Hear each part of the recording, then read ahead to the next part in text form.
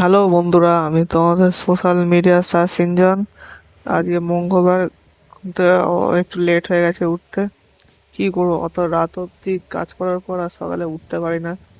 রাতে ব্রেকফাস্ট করবো, তো ব্রেকফাস্টে ছিল আজকে তরকারি মুড়ি। দেখতে পাচ্ছি তরকারি মুড়ি খাচ্ছি।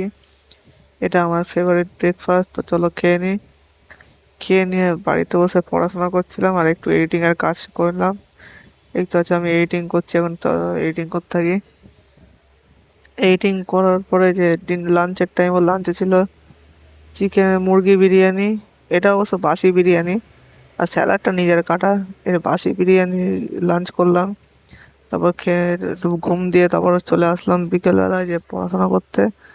দেখতে পাচ্ছি আমি পড়াশোনা করছি, তো চলো করতে থাকি।